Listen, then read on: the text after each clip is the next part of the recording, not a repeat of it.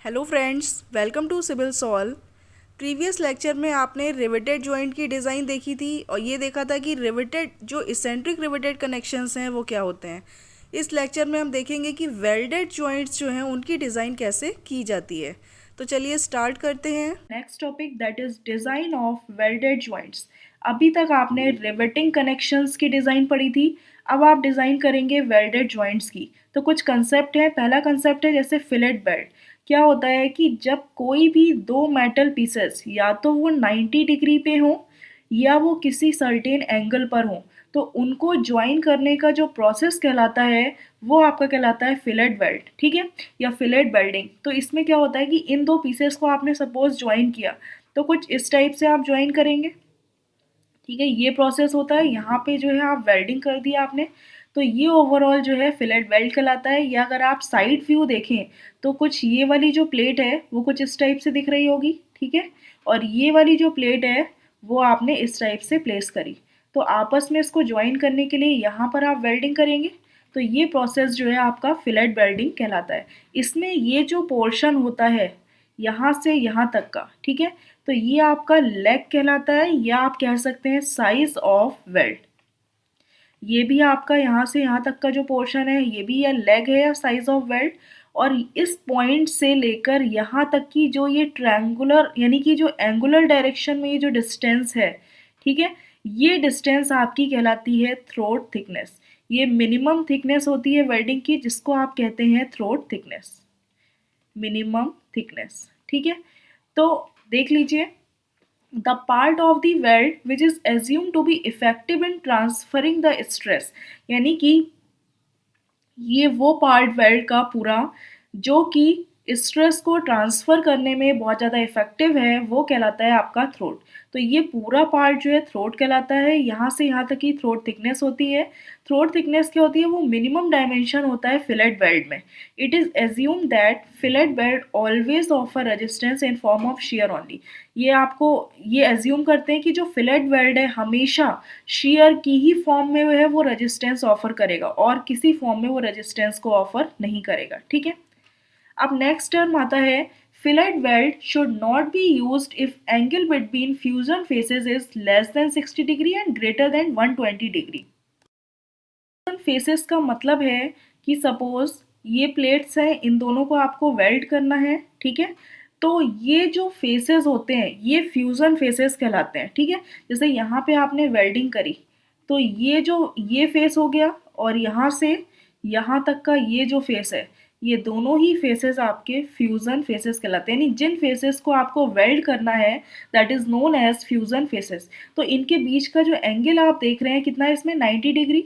हमेशा fillet weld जो है अगर 60 डिग्री से कम एंगल है और 120 डिग्री से ज़्यादा एंगल है, तो इस टाइप के फेसेस को आप फिलेट वेल्ड वहाँ पे यूज़ नहीं करेंगे। जैसे कि सपोज एक ये प्लेट है, ठीक है, और दूसरी ये है, और इनके बीच का जो एंगल है 120 डिग्री, यानी ये फ्यूजन फेस हो गया और ये फ्यूजन फेस है, इनके बीच का एंगल 120 डिग्री है।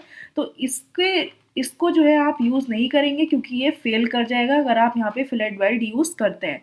वही अगर 60 डिग्री से कम है यानी 45 डिग्री के एंगल पर दो प्लेट्स हैं उनको आपको वेल्ड करना है, तो वो भी प्रॉपर रेजिस्टेंस को ऑफर नहीं कर पाएंगी। इसीलिए ध्यान रखिएगा 60 और 120 डिग्री के बीच में ही जो अगर एंगल है फ्यूजन फेसेस के, तब आप फिलेट बेल्ट का यूज़ करते हैं। नेक्स्ट टर्म आता है थ्रोट थिकनेस। तो आपको पता है यहाँ से यहाँ तक की जो मिनिमम थिकनेस होती है थ्रोट थिकनेस कहलाती है, जिसको टी से रिप्रेजेंट करते हैं। ये होती है के इंटू साइज ऑफ वेल्ड, यानी कि ये जो यहाँ तक की डिस्टेंस होती है आपकी साइज ऑफ वेल्ड कहलाती है। तो अगर आप साइज ऑफ वेल्ड में के से मल्टीप्लाई कर दें तो आपको थ्रोट थिकनेस मिल जाएगी, जहाँ के एक फैक्टर है जो कि डिपेंड करता है एंगल बिटवीन फ्यूजन फेसेस।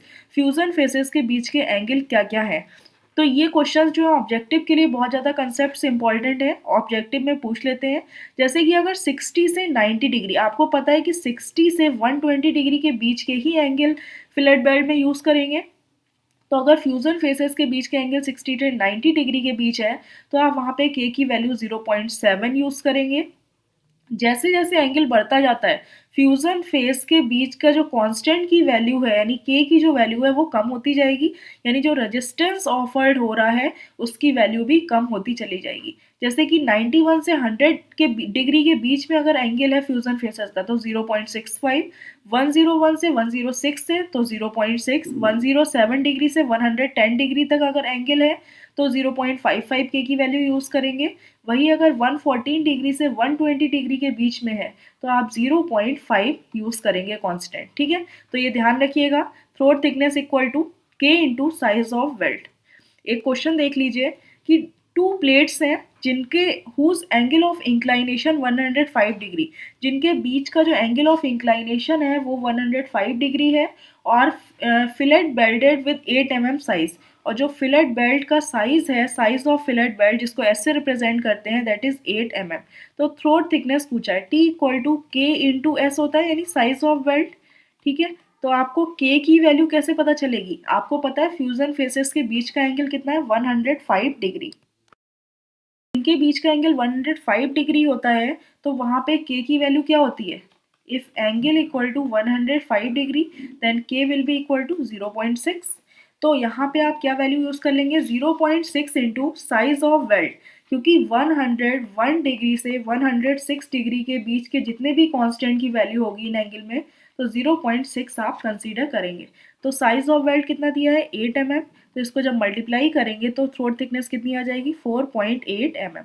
तो इस टाइप के अगर ऑब्जेक्टिव क्वेश्चंस आते हैं कि ये दे रखा है इंक्लाइनेशन, साइज दे रखा है, थ्रोट थिकनेस बताइए, तो इस टाइप से आप सॉल्व कर सकते हैं। नेक्स्ट कंसेप्ट आता है मिनिमम साइज ऑफ बेल्ट।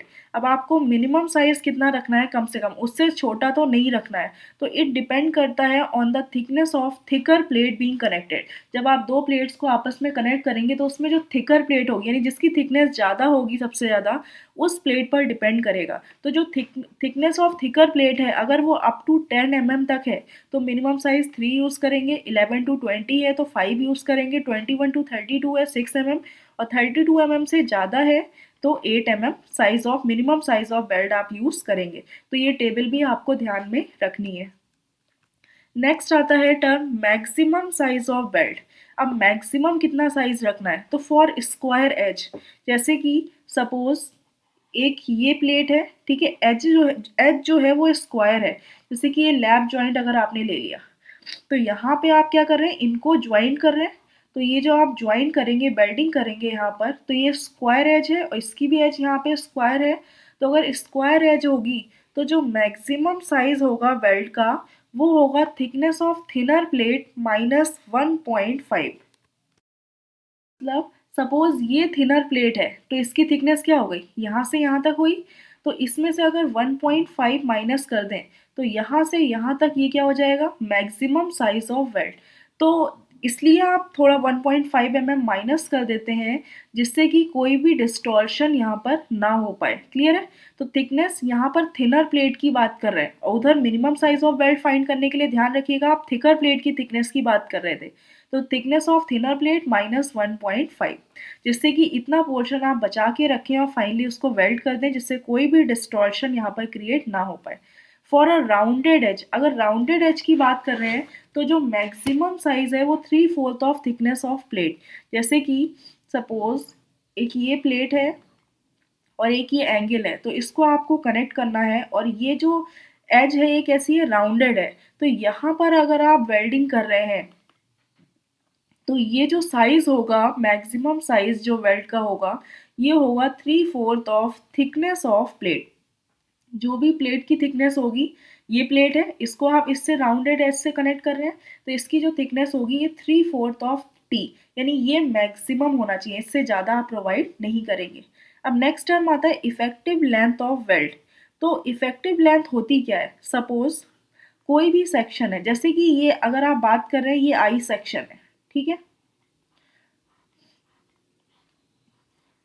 तो ये आई सेक्शन जैसे आपने बनाया तो इसको वेल्ड किया तो अगर आप इसका साइड व्यू देखेंगे तो ये जो पार्ट है ये पीछे तक इस टाइप से जा रहा होगा, ठीक है। तो यानी कि अगर आप यहाँ पे देखें तो एक ये प्लेट है पीछे और इसको जो है आपने इस आई सेक्शन यानी ये जो पार्ट है पीछे इसको आपने इससे कनेक्ट किया हुआ है और यहाँ पे ये, तो जो वेल्डिंग कर रहे हैं आप इस पॉइंट पे कर रहे हैं, यानी यहाँ पर ये पूरी वेल्डिंग होगी। तो सपोज वेल्डिंग कुछ इस टाइप से करते हैं, थोड़ी थोड़ी डिस्टेंस पे आप वेल्डिंग करते हैं, तो ये ओवरऑल लेंथ हो गई वेल्डिंग की। यानी जो एक्चुअल लेंथ होती है वेल्डिंग की, actual length of weld minus twice of size of weld, यानी कि एस। ठीक है, जैसे कि यहाँ से यहाँ तक ये एक्चुअल लेंथ हो गई, तो इफेक्टिव लेंथ ये होती है कि इतना पोर्शन अगर आप लेस कर दें, ये जो इस टाइप से टर्न हुआ होता है, तो ये कर्व पोर्शन को अगर आप माइनस कर दें, ये क्या होता है साइज ऑफ बेल्ट एस, और यहाँ पर भी ये क्या होता है एस। तो ये आपकी ओवरऑल कहलाती है एल इफेक्टिव। ठीक है, तो ये ध्यान रखिएगा, ऑब्जेक्टिव में पूछ लेते हैं इफेक्टिव लेंथ ऑफ वेल्ट होता क्या formula, actual length of belt minus 2s, यानी twice of size of belt. कभी कभी ऑप्शन में पूछ लेते हैं ट्वाइस ऑफ थ्रोट थिकनेस या 1.5 times of size of belt, तो ये ध्यान रखिएगा twice of size of belt होता है। अब बात करते हैं effective area of belt find करना है, तो इफेक्टिव एरिया कैसे निकालेंगे, जो इफेक्टिव लेंथ होती है वेल्ट की, उसमें से अगर आप थ्रोट थिकनेस से मल्टीप्लाई कर दें, तो वो आपका कहलाता है इफेक्टिव एरिया ऑफ वेल्ट, यानी कि L effective minus into throat thickness. ठीक है, टी। तो ये ओवरऑल कहलाता है इफेक्टिव एरिया ऑफ वेल्ट। अब नेक्स्ट टर्म आता है स्ट्रेंथ ऑफ वेल्ट या load carrying capacity of belt. ठीक है, या इसको आप लिख सकते हैं और load carrying capacity of belt. आपको लोड कैरिंग कैपेसिटी फाइंड करनी है। ठीक है, तो इसका फॉर्मूला होता है कि overall permissible shear stress, permissible shear stress, stress में अगर आप एरिया माइनस कर दें तो ओवरऑल फोर्स आ जाएगा, वही लोड कैरिंग कैपेसिटी होती है। तो permissible shear stress into effective area of belt, तो ये ओवरऑल आपका हो जाएगा load carrying capacity of belt capital P. तो सपोज परमिसिबल शियर स्ट्रेस की वैल्यू एफ एस है, into effective area of belt अभी आप निकाल चुके हैं L effective into throat thickness. ठीक है, तो ये ओवरऑल आपका कहलाता है load carrying capacity of belt, जहाँ पे एल इफेक्टिव आपका क्या होता है लेंथ ऑफ वेल्ट, यानी जो वेल्ट लेंथ है वहाँ पे ये भी यूज़ कर सकते हैं। तो जहाँ पर एफ एस इक्वल टू क्या होता है 110 MPa, ये होता है आपका वर्किंग स्ट्रेस मेथड में। ठीक है, और वही अगर आप लिमिट स्टेट मेथड की बात करें तो एफ यू अपॉन √3 इंटू 1.25, ये आपका होता है लिमिट स्टेट मेथड में 2007 कोड के अकॉर्डिंग ये फॉर्मूला यूज़ करते हैं। तो ये वैल्यूज़ हैं जिनके थ्रू आप लोड कैरिंग कैपेसिटी वेल्ट की फाइंड कर सकते हैं। अब नेक्स्ट टर्म आता है इंटरमिटेंट या डिसकंटिन्यूअस वेल्ड। जब आप वेल्डिंग करते हैं तो क्या होता है कि आप इंटरमिटेंटली यानी कुछ कुछ डिस्टेंसेस पे वेल्ड करते हैं। जैसे ये आई सेक्शन की अगर आप बात करें तो इस टाइप के सेक्शन को यहाँ पे वेल्ड कर रहे हैं, तो आप क्या कर रहे हैं कुछ इस टाइप से वेल्डिंग करते हैं, ये स्पेस आप छोड़ते जाते हैं, इस टाइप की वेल्ड को कहते हैं डिसकंटिन्यूअस, यानी कंटिन्यूएशन में नहीं कर रहे। तो ये वेल्डिंग आपकी कहलाती है डिसकंटिन्यूअस वेल्ड। जैसे कि ये आई सेक्शन था, ठीक है, ये आपका आई सेक्शन है, तो इस टाइप में अगर आप यहाँ पे वेल्डिंग करते हैं तो एक इधर साइड करेंगे, दूसरा इधर साइड, यहाँ पे इधर बॉटम में करेंगे और यहाँ पे इधर वेल्डिंग, तो ये वेल्डिंग होती है। तो यहाँ पे अगर आप वेल्डिंग कर रहे हैं इस टाइप से वेल्डिंग करते हैं, यानी कि पूरा कंटिन्यूअसली आप वेल्डिंग नहीं कर रहे हैं। तो इनके बीच में जैसे ये वेल्डिंग होती है इस टाइप से, ठीक है, ये वेल्डिंग कहलाती है। तो इनके बीच में जो स्पेस आप छोड़ते हैं, ये आपका इसको सेपरेशन को प्रिवेंट करने के लिए जो कंप्रेशन जोन है, अगर जैसे कि वेल्डिंग जो है कंप्रेशन जोन में हो रही है, तो यहाँ पे ये जो स्पेस है, या आप ये कह सकते हैं जो क्लियर स्पेसिंग है, ये 12T और 200 mm, इससे ज़्यादा जो है इसमें जो भी वैल्यू कम होगी वो आप मैक्सिमम प्रोवाइड करेंगे, यानी इससे ज़्यादा नहीं होनी चाहिए। क्लियर है। वही अगर टेंशन जोन की बात करें, जैसे कि ये न्यूट्रल एक्सिस हो गई, तो न्यूट्रल एक्सिस के ऊपर कंप्रेशन और नीचे टेंशन, तो इनके बीच की जो क्लियर स्पेसिंग होगी इसकी value should not be greater than 16T और 200, यानी कि अलग अलग होनी चाहिए। जैसे कि कंप्रेशन में अगर बात करें तो क्लियर स्पेसिंग इससे ज़्यादा नहीं होनी चाहिए, टेंशन जोन में आप थोड़ी ज़्यादा प्रोवाइड कर देते हैं क्योंकि ओवरऑल इसमें कोई भी बकलिंग के चांसेस नहीं रहते। तो देख लीजिए, prevent separation for welds in compression zone, जो मैक्सिमम पिच या मैक्सिमम क्लियर स्पेसिंग होती है between effective lengths of belts के बीच में, तो ये आपकी 12T और 200 से ज़्यादा नहीं होनी चाहिए। जैसे ये पोर्शन इस टाइप से आ रहा है, ठीक है। तो ये आपका इफेक्टिव लेंथ यहाँ तक है वेल्ड की और ये इफेक्टिव लेंथ यहाँ तक की है, यानी कि ये क्लियर लेंथ की बात नहीं हो रही, इफेक्टिव लेंथ के बीच की जो स्पेसिंग है वो आपकी 12T और 200 से ज़्यादा नहीं होनी चाहिए। वही अगर आप टेंशन जोन में बात करें तो पिच जो है मैक्सिमम 16T और 200, जो भी वैल्यू लेस होगी वो यूज़ करेंगे, क्योंकि इससे ज़्यादा वैल्यू नहीं होनी चाहिए।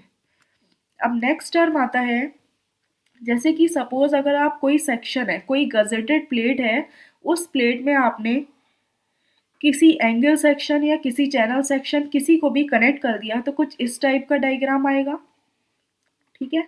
तो ये सपोज डायग्राम है, अगर आप इस टाइप के देखें। वही अगर आप सामने से देखेंगे तो कुछ ये एक प्लेट है, गजेटेड प्लेट, जिसको आपने सपोज किसी एंगल से जोड़ दिया या इस टाइप से वेल्डिंग कर दी।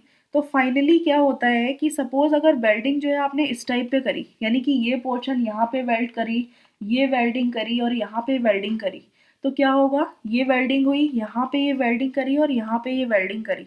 तो फाइनली ये जो फोर्स है ये 3 पार्ट्स में डिवाइड हो जाएगा। एक ये P1 में, ठीक है, यहाँ पे भी ये फोर्स सेम होगा P1, और ये जो फोर्स आ रहा है यहाँ पे आ रहा होगा P2। तो ओवरऑल जो टोटल फोर्स है इन 3 पार्ट्स में वो डिवाइड हो जाएगा। तो यहाँ पे जो वेल्डिंग होती है, यहाँ पे जो शियर जनरेट होता है वो आपका होता है लॉन्गिट्यूडिनल शियर, यानी जिस डायरेक्शन में फोर्स है उसी डायरेक्शन में वेल्डिंग है। तो यहाँ पे कहलाता है लॉन्गिट्यूडिनल शियर इन वेल्ड। तो ये इसमें इसका मतलब होता है कि जो शियर फोर्स लग रहा है वो पैरेलल है to the length of weld, यानी वेल्ड की लेंथ के क्या है, ये पैरेलल है, वेल्ड की लेंथ इसी डायरेक्शन में और इसी डायरेक्शन में फोर्स लग रहा है। और यहाँ पे जो ये शियर लग रहा है ये आपका कहलाता है ट्रांसवर्स शियर, ठीक है, ट्रांसवर्स शियर इन फिलेट वेल्ड। तो इस केस में क्या होता है कि जो शियर फोर्स एक्ट कर रहा है वो परपेंडिकुलर है to the length of weld, यानी वेल्ड की लेंथ के आप देख रहे हैं, वेल्ड की लेंथ इस डायरेक्शन में, इसके परपेंडिकुलर फोर्स एक्ट कर रहा है।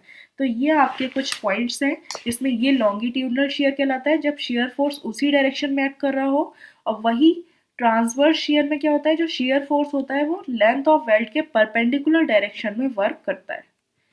अब नेक्स्ट टर्म आता है स्लॉट वेल्डिंग। स्लॉट वेल्डिंग क्या होती है कि जब ओवरलैप लेंथ लिमिटेड हो जाए, जैसे कि सपोज कोई ये सेक्शन है, यानी कि अगर आप बात करते हैं ये ये गजेटेड प्लेट है, ठीक है, ये आपकी गजेट प्लेट कहलाती है, गजेट प्लेट, और इसमें आपने सपोज कोई चैनल सेक्शन जो है कनेक्ट कर दिया। तो चैनल सेक्शन आप इसमें कनेक्ट करेंगे तो वेल्डिंग कहाँ करेंगे, एक तो यहाँ पर ये वेल्डिंग होगी, दूसरी वेल्डिंग यहाँ पर होगी, और तीसरी इस पोर्शन में वेल्डिंग होगी, ठीक है।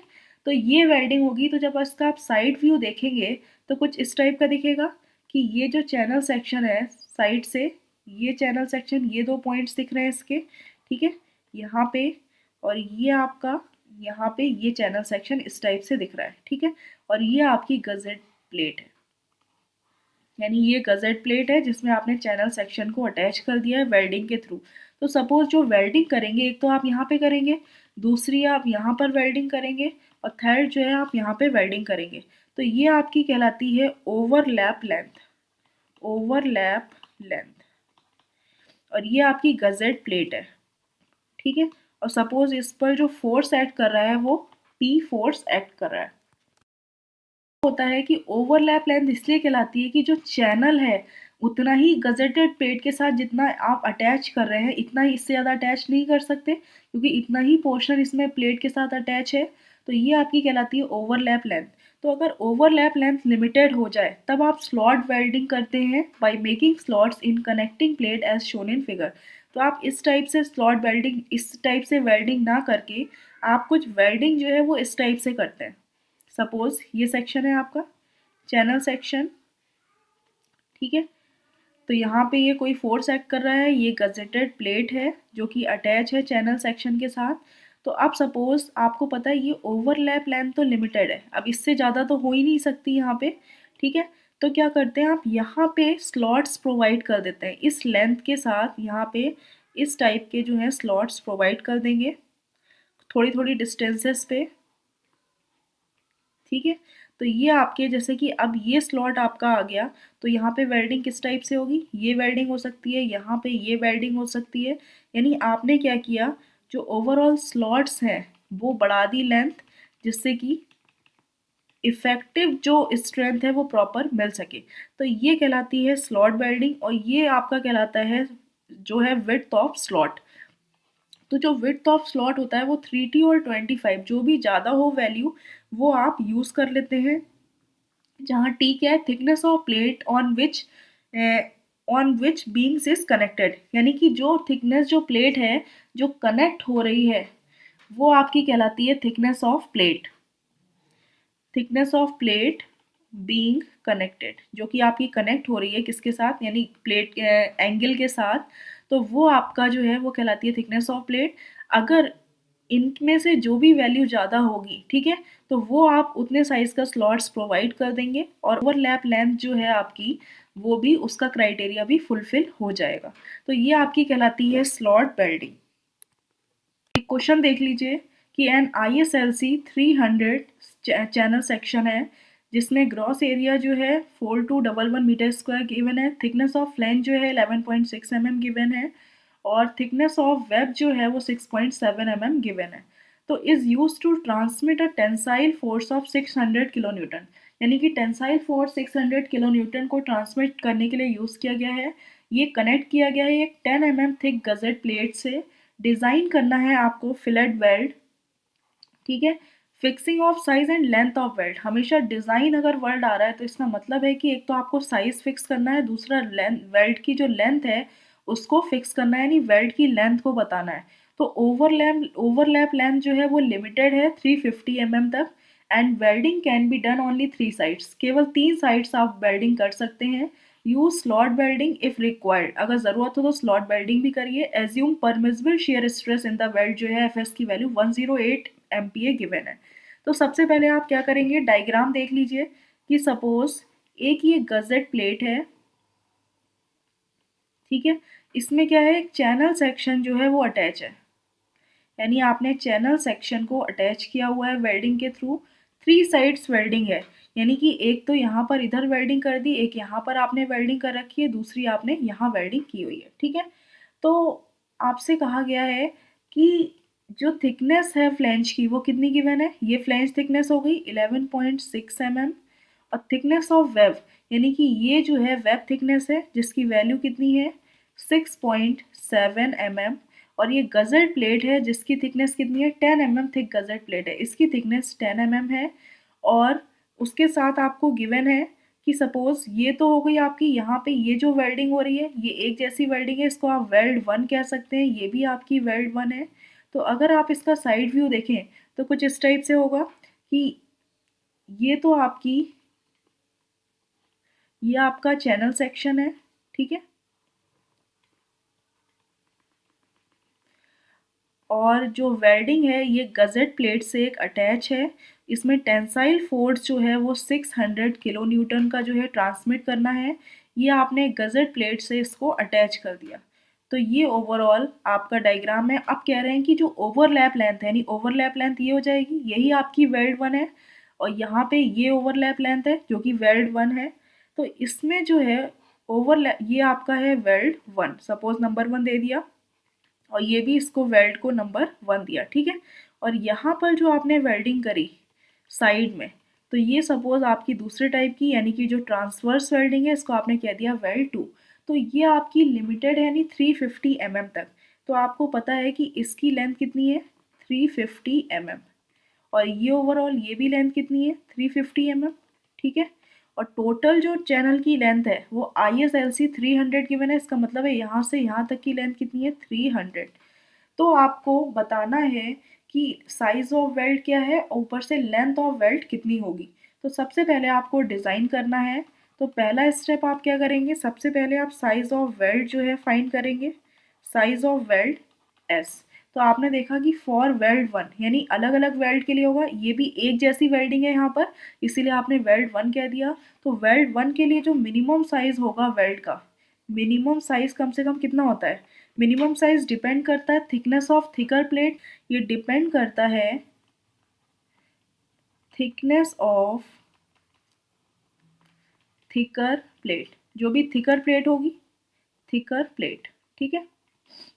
तो आपको पता है थिकर प्लेट क्या है, ये 10 mm 11.6 mm, तो ये ज़्यादा थिक हो गई, तो इस पर डिपेंड करेगा। तो 11.6 यानी कि 11 से 20 mm के बीच में अगर साइज़ होता है तो आप साइज़ ऑफ बेल्ट कितना प्रोवाइड करते हैं, 5 mm। ये हो गया मिनिमम साइज़, ठीक है।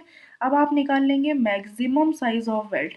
तो मैक्सिमम साइज़ डिपेंड करता है थिकनेस ऑफ थिनर प्लेट पे, thickness of thinner plate minus 1.5। तो आपको पता है थिकनेस ऑफ थिनर प्लेट क्या है, 10, तो 10 माइनस 1.5, तो क्या प्रोवाइड कर दिया, 8.5 mm। यानी कि मिनिमम 5 रखना है, मैक्सिमम 8.5 mm, ठीक है। ये तो हो गया for weld size, for weld 1, तो मिनिमम और मैक्सिमम साइज पता चल गया, ठीक है। सेम अब आप फॉर वेल्ड 2 निकाल लीजिए, यहाँ पे लिख रही हूँ फॉर वेल्ड 2। तो मिनिमम साइज एस मिनिमम कितना हो जाएगा, वेल्ड 2 की बात कर रहे हैं, तो यहाँ पे अब ये थिकनेस हो गई 6.7 और ये थिकनेस हो गई 10, तो थिकर प्लेट क्या हो गई, 10 हो गई। तो 10 के लिए अगर आप साइज देखें तो क्या हो जाएगा, 3 mm। और वही अगर मैक्सिमम साइज देखते हैं तो थिकनेस ऑफ थिनर प्लेट यानी कि 6.7 माइनस 1.5, तो कितना आ गया, 5.2। यानी कि 5.2 मैक्सिमम हो गया, मिनिमम 3, तो इनके बीच में यूज़ कर सकते हैं, और इनमें 5 to 8.5 के बीच में यूज़ कर सकते हैं। तो फाइनली आप क्या प्रोवाइड कर देंगे, size of weld S equal to, अगर आप 5 mm प्रोवाइड करते हैं तो दोनों के लिए क्राइटेरिया फुलफिल हो जाएगा कि मिनिमम 5 रखना है, ठीक है, आपने 5 रख दिया, इससे कम नहीं रख सकते थे, इसमें 3 से 5.2 के बीच में रखना था, आपने 5 mm प्रोवाइड कर दिया। तो एक तो फिक्स हो गया, डिज़ाइन कर दिया आपने। फिक्सिंग ऑफ साइज, साइज क्या फिक्स हो गया, 5 mm, ठीक है। अब आपको लेंथ ऑफ वेल्ड फाइंड करनी है कि लेंथ ऑफ वेल्ड जो है उस स्ट्रेंथ के अकॉर्डिंग कितनी होगी, तो 600 किलो न्यूटन के अकॉर्डिंग। ऐसे अगर आप देखें तो 350 और 350 ये कितना हो गया टोटल, यहाँ पे 350 यानी 350 ओवरऑल कितना हो गया, 700, और 700 और 300 यानी कि 1000 mm जो है आपने size of weld, length of weld provide कर दिया। लेकिन क्या इस स्ट्रेंथ के अकॉर्डिंग ये लेंथ ऑफ वेल्ड सफिशिएंट है या नहीं, ये आपको चेक करना है। तो अब क्या करेंगे आप, सबसे पहले length of weld next step में फाइंड करेंगे, लेंथ ऑफ वेल्ड। तो आप ये देखेंगे कि for total load carrying capacity क्या है, P, which is equal to stress Fs into effective area यानी कि L effective into throat thickness, ठीक है। तो आपको पता है टोटल लोड क्या है, 600 किलो न्यूटन का गिवन है, तो 600 इंटू 10⁻³ Fs की वैल्यू क्वेश्चन में 108 गिवन है। L इफेक्टिव जो है लेंथ ऑफ वेल्ड आपको फाइंड करनी है, और T क्या है, throat thickness. Throat thickness depend करती है साइज ऑफ वेल्ड पर, K इंटू एस होता है, ठीक है। जहाँ पर K क्या है, हमेशा ओवरऑल 90 डिग्री पे ही मान लेते हैं, तो 0.7 आप प्रोवाइड कर देते हैं, तो 108 into L effective into 0.7 into 5, तो 90 डिग्री के लिए के की वैल्यू क्या हो गई, 0.7, और साइज ऑफ वेल्ड आप निकाल चुके हैं 5 mm, ठीक है। तो यहाँ से एल इफेक्टिव की वैल्यू आ जाती है 1587.5 mm, यानी कि इतने लोड को ट्रांसमिट करने के लिए जो वेल्ड की इफेक्टिव लेंथ है वो इतनी होनी चाहिए, लेकिन आपने कितनी प्रोवाइड कर रखी है, 1000 mm। तो सिर्फ 1000 mm से वर्क नहीं होगा, इसीलिए जो है which is greater than 1000 mm, so slot welding is required, क्योंकि अब स्लॉट वेल्डिंग ही करनी पड़ेगी, उससे ज़्यादा आपके पास प्रोसेस नहीं है। Slot welding should be provided. तो स्लॉट वेल्डिंग अगर आप प्रोवाइड करते हैं तो सबसे पहले आप साइज ऑफ स्लॉट फाइंड करते हैं, विड्थ ऑफ स्लॉट कितना होगा, W इक्वल टू होता है 3T और 25 mm, ठीक है। इनमें से जो भी वैल्यू ज़्यादा होगी वो आप प्रोवाइड कर देंगे।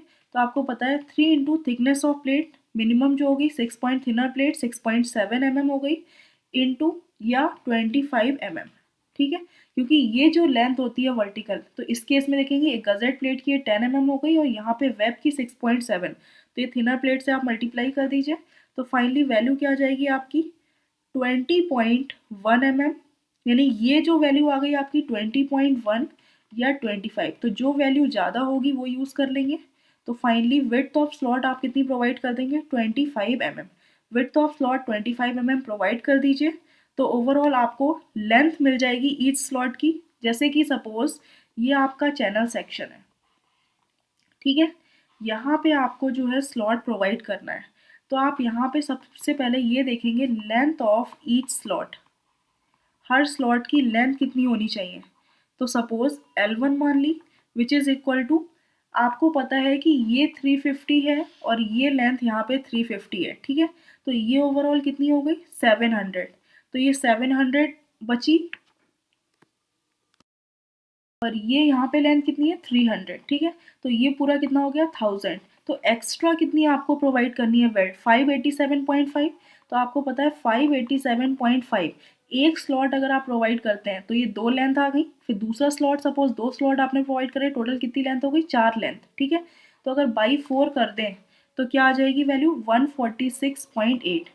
तो सपोज अगर आप 150 लेंथ का स्लॉट प्रोवाइड करते हैं तो ये क्राइटेरिया फुलफिल हो जाएगा। तो इसके लिए आप क्या करेंगे, सपोज ये गजेटेड प्लेट है, यहाँ पे आपने क्या किया कि एक ये स्लॉट प्रोवाइड कर दिया और दूसरा ये स्लॉट प्रोवाइड कर दिया, ठीक है। तो ये ओवरऑल लेंथ 350 ये 350 ये लेंथ ये और ये आपकी ये तो पूरी 1000 हो गई कवर। अब यहाँ पे भी आपने वेल्डिंग कर दी, ठीक है। तो फाइनली क्या हो जाएगा, ये स्लॉट जो है 25 का है और ये जो लेंथ है स्लॉट की ये कितनी है 150 तो स्लॉट वेल्डिंग प्रोवाइड करने से जो ओवरऑल टोटल फोर्स था, अब ये फोर्स इजीली इस पे ट्रांसमिट हो सकता है, ठीक है। तो इस टाइप से क्वेश्चंस अगर आप करते हैं तो आप ये चेक कर लेंगे कि जो लेंथ आप वेल्ड प्रोवाइड कर रहे थे इनिशियली, क्या इफेक्टिव लेंथ से ये वैल्यू कम है या ज़्यादा। अगर ये वैल्यू इफेक्टिव लेंथ से कम आ रही है तो इसका मतलब है कि यहाँ पर आप स्लॉट वेल्डिंग की रिक्वायरमेंट है।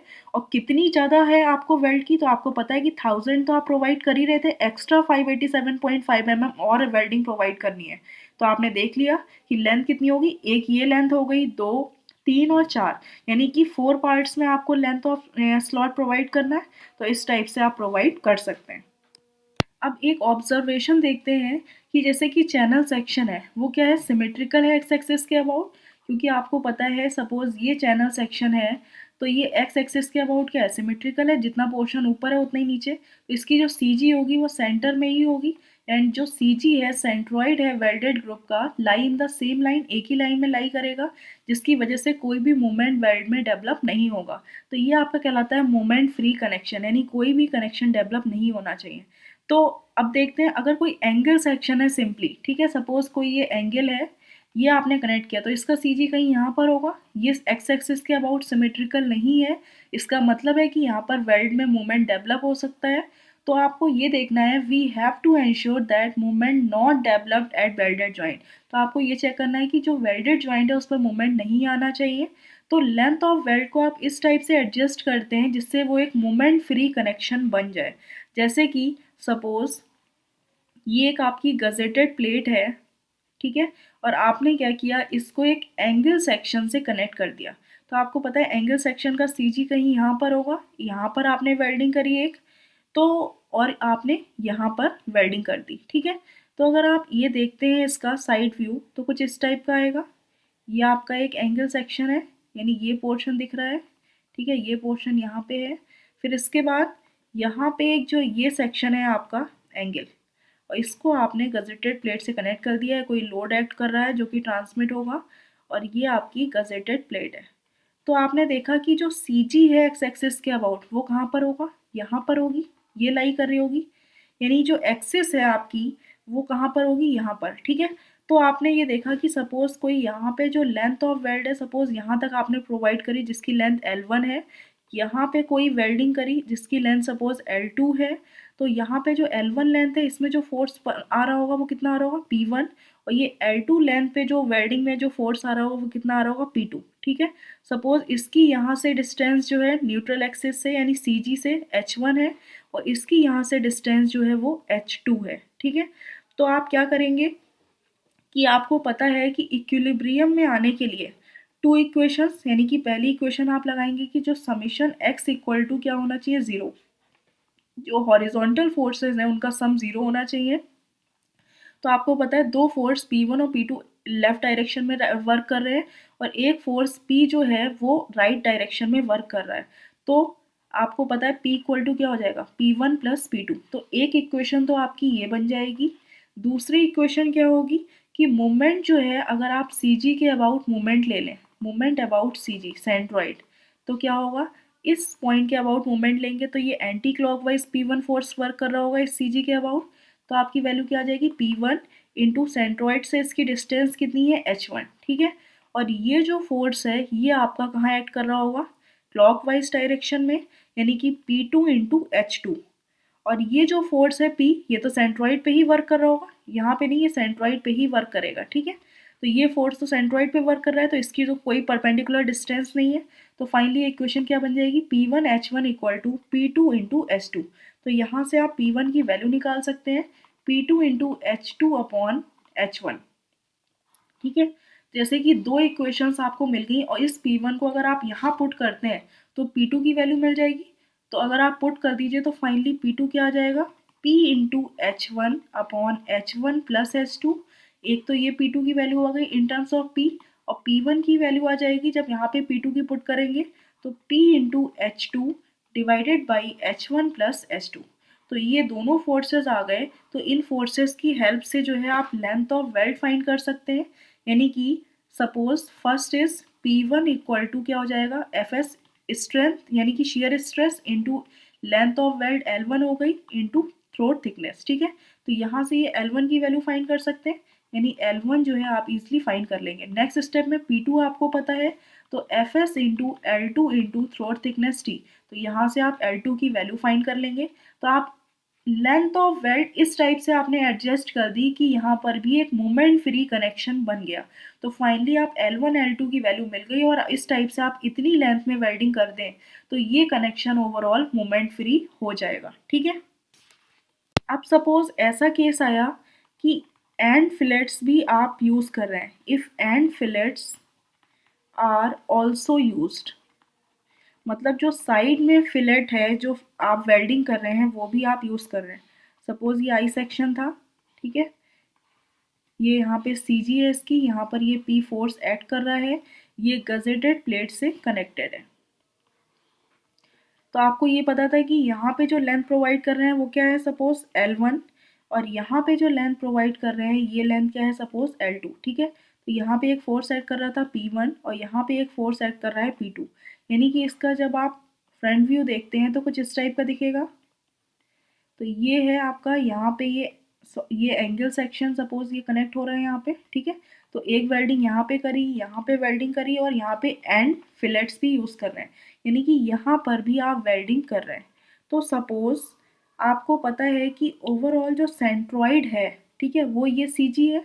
तो यहाँ से CG से जो डिस्टेंस है इस फोर्स की P1 की वो कितनी है, H1, और CG से जो डिस्टेंस है P2 फोर्स की वो कितनी है, H2, ठीक है। और यहाँ पे जो फोर्स एक्ट कर रहा होगा, ये जो लेंथ ऑफ वेल्ड है, यानी कि ये जो एंगल सेक्शन है इसकी फुल लेंथ है। तो आपको पता है कि इसका जो सेंटर है, सपोज इसका सेंटर ये, यानी कि यहाँ पर सेंटर पे ये P3 फोर्स एक्ट कर रहा है जिसकी CG से डिस्टेंस कितनी है, H3। तो अब आपको जो है overall moment free connection design करना है। तो आपको सबसे पहले पता है एनालिसिस करने के लिए समीशन x इक्वल टू 0 कर दीजिए, तो टोटल फोर्स किसके इक्वल हो जाएगा, P1 plus P2 plus P3। P3 की वैल्यू आपको पता है क्योंकि ये लेंथ आपको डायरेक्टली पता है। जब एंगल की ये हाइट आपको पता है तो इसका मतलब है कि लेंथ ऑफ वेल्ड आपको पता है, तो डायरेक्टली आप P3 की वैल्यू फाइंड कर सकते हैं, ठीक है।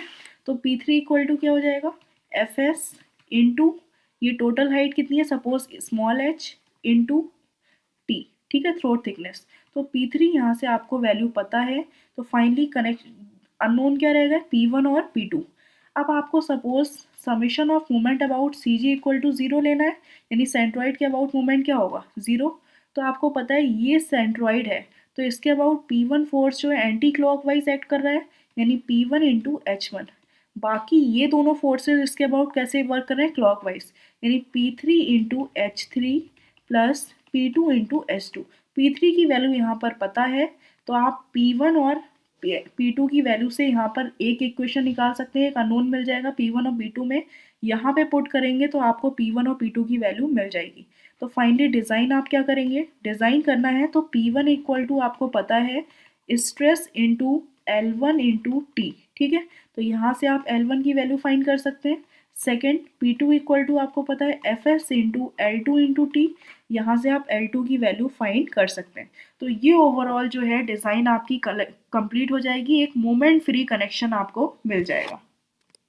एक क्वेश्चन देख लीजिए, in an industrial shed member consisting two ISA 2 Indian standard angle use किए गए हैं 110 बाई 110 बाई 10 mm का, are connected to 16 mm thick gusset plate, यानी इतने थिक गजेट प्लेट से कनेक्टेड है to register tensile force of 650 kilo newton. Design करना है आपको moment free connection. Distance between CG of angle and heel जो है इस हील थीटा इज 30.9 mm। इनके बीच का जो एंगल है जो थीटा है वो 30.9 mm है, ठीक है, यानी जो डिस्टेंस है इनके बीच की वो 30.9 mm है। शेयर स्ट्रेस जो है आपकी परमिसिबल शेयर स्ट्रेस वेल्ड की गिवन है 76 MPa। तो आपको पता है कि ओवरऑल कनेक्शन किस टाइप का है, कुछ ये गजेट प्लेट है, ठीक है, और इसमें क्या है, ये कितने mm थिकनेस की है, 16 mm थिक गजेट प्लेट है। इसमें दो एंगल कनेक्टेड हैं, यानी कि इस टाइप से एक एंगल तो इस टाइप से कनेक्ट है और दूसरा एंगल इधर साइड से कनेक्टेड है, ठीक है।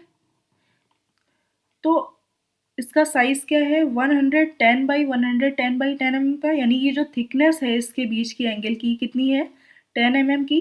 तो वेल्डिंग जो है, सपोज आपने ये यहाँ पर वेल्डिंग करी, एक इधर साइड इधर वेल्डिंग करेंगे इस एंगल के लिए और इस एंगल के लिए आप इधर साइड वेल्डिंग करेंगे। सपोज आपने एंड फिलेट्स का यूज़ नहीं किया, अगर क्वेश्चन में मेंशन नहीं है तो आप यूज़ नहीं करिएगा, टाइम सेव हो जाएगा आपका। तो यहाँ पर सिर्फ आपने सपोज साइड्स में ही जो है वेल्डिंग करी, ठीक है। तो अगर आप इसका ओवरऑल व्यू देखें तो कुछ इस टाइप का होगा, एक एंगल का, कि सपोज ये आपका एंगल सेक्शन है, ठीक है, यहाँ पर ये CG है, यहाँ पर P फोर्स एक्ट कर रहा है, ये गजेटेड प्लेट कनेक्टेड है इससे, और आपको यहाँ पे आपने कुछ वेल्ड लेंथ प्रोवाइड करी है, यहाँ पर सपोज ये लेंथ L1 है और यहाँ पे ये लेंथ L2 है। यहाँ पर फोर्स क्या आ रहा होगा, P1, और यहाँ पर फोर्स एक्ट कर रहा होगा P2, ठीक है। तो आपको बोल रहे हैं कि जो डिस्टेंस है CG, यानी यहाँ पर ये सेंट्रॉइड होगा, ठीक है, ये सेंट्रॉइड है, ये CG, और इससे जो हील की डिस्टेंस है, यानी ये हील है, तो यहाँ से यहाँ तक की जो डिस्टेंस है सेंट्रॉइड की कितनी है, 30.9 mm। तो आप ये कह सकते हैं कि यहाँ से यहाँ तक की जो डिस्टेंस है ये आपकी है CG तक की 30.9 mm। तो ये सपोज H1 हो गई, तो यहाँ से यहाँ तक की आप H2 की वैल्यू निकाल सकते हैं। H2 कितना हो जाएगा, टोटल आपके एंगल की डिस्टेंस कितनी है, 110 mm का है और ये 110 है, तो 110 में से अगर 30.9 माइनस करेंगे तो ये आपका आ जाएगा 79.1 mm। तो H1 H2 की वैल्यू आपको मिल गई। अब आपको ये देखना है कि यहाँ पे जो फोर्स आप कैलकुलेट, यानी फोर्स का जो यूज़ करेंगे, तो यहाँ पे दो एंगल है, यानी कि वो जो टेंसाइल फोर्स है ये कौन कितने एंगल शेयर कर रहे हैं, दो एंगल शेयर कर रहे हैं। तो आपको तो सिर्फ एक एंगल की अगर आप डिज़ाइन कर दे तो दूसरे एंगल की सेम हो जाएगी। तो आप यहाँ पे कितने फोर्स की एनालिसिस करेंगे, सिर्फ 650/2, यानी कि 325 किलो न्यूटन की अगर आप एक एंगल को मान के एनालिसिस कर दें तो दूसरे एंगल की सेम एनालिसिस हो जाएगी, ठीक है। तो आपको एक मोमेंट फ्री कनेक्शन डिज़ाइन करना है। स्टेप क्या करेंगे, horizontal summation of horizontal forces equal to 0, यानी टोटल P इक्वल टू क्या हो जाएगा, P1 प्लस P2, जहाँ P क्या है 325 kilo newton, which is equal to P1 plus P2। ये आपकी एक इक्वेशन बन गई। अब आपको नेक्स्ट क्या करना है, summation moment about CG equal to 0, तो CG के अबाउट मोमेंट ले लिया, तो फाइनली क्या होगा, ये एंटी क्लॉकवाइज ये क्लॉकवाइज, यानी P1 into H1 equal to P2 into S2। तो P1 इंटू H1 की वैल्यू कितनी है 30.9 equal to P2 into S2 की वैल्यू है 79.1 mm, ठीक है। तो यहाँ से आपने P1 की वैल्यू फाइंड कर ली, ये इक्वेशन 2 हो गई और ये 1। तो फ्रॉम 1 एंड 2, जब आप 1 एंड 2 को सॉल्व करेंगे तो आपको P1 की वैल्यू आ जाएगी 233.7 किलो न्यूटन और P2 आपको मिल जाएगा 91.3 किलो न्यूटन, ठीक है। तो ये दोनों फोर्सेस मिल गए। फाइनली आप लेंथ ऑफ वेल्ड डिज़ाइन कर सकते हैं।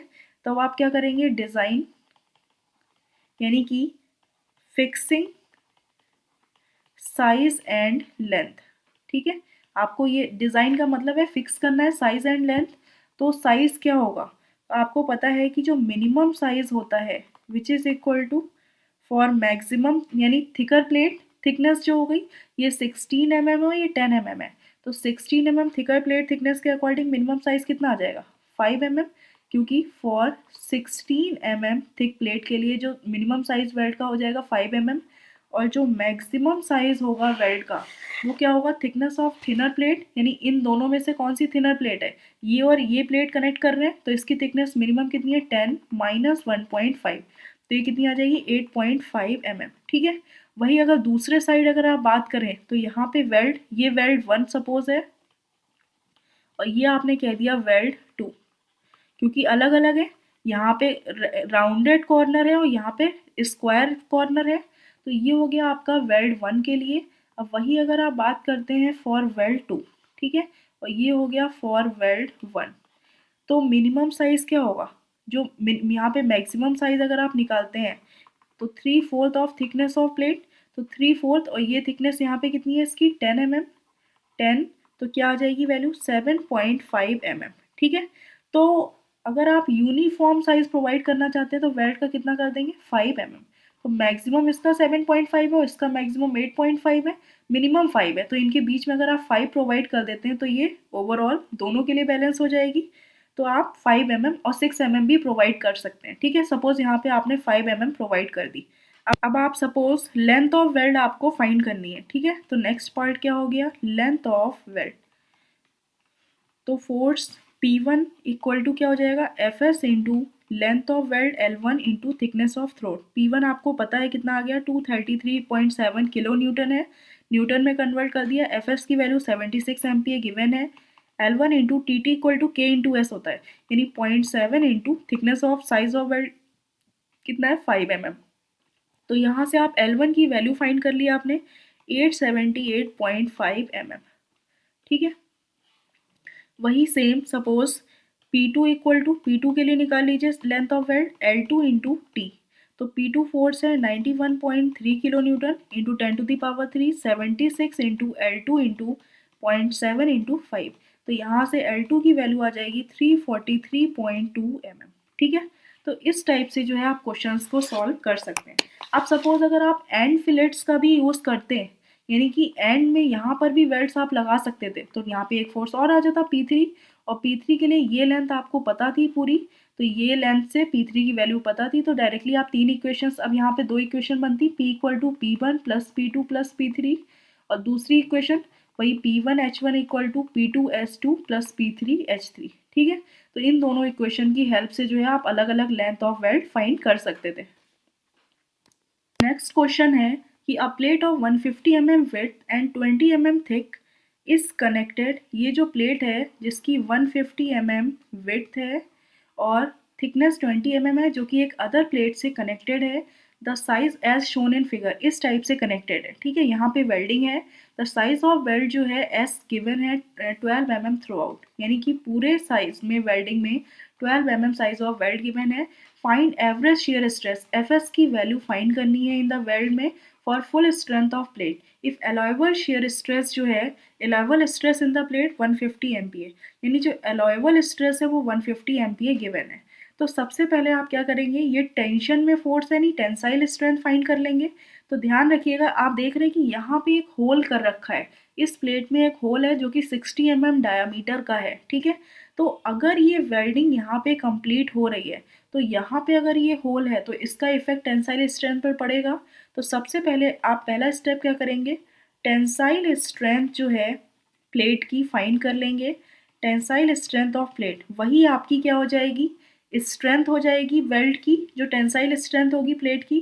तो ये क्रिटिकल सेक्शन सपोज ये सेक्शन है 1-1। ठीक है, तो एट 1-1 पे जो टेंसाइल स्ट्रेंथ होगी प्लेट की वो क्या होगी PT, यानी total width of plate minus जो डाया है ओवरऑल सर्किल का इनटू थिकनेस इनटू जो अलाइबल स्ट्रेस है। ठीक है, FT, तो टोटल विड्थ कितनी है 150 mm, आपको पता है यहाँ से यहाँ तक की जो विड्थ है 150 mm है, इसमें से ये होल है यहाँ पर। ठीक है, 60 mm का, तो अगर आपने 60 माइनस कर दिया इनटू थिकनेस कितनी गिवन है 12, जो थिकनेस है ओवरऑल 20 mm थिक है, तो 20 mm thickness into allowable stress कितनी है 150 MPa, तो ओवरऑल 270 किलो न्यूटन जो है वो टेंसाइल स्ट्रेंथ प्लेट की आ गई।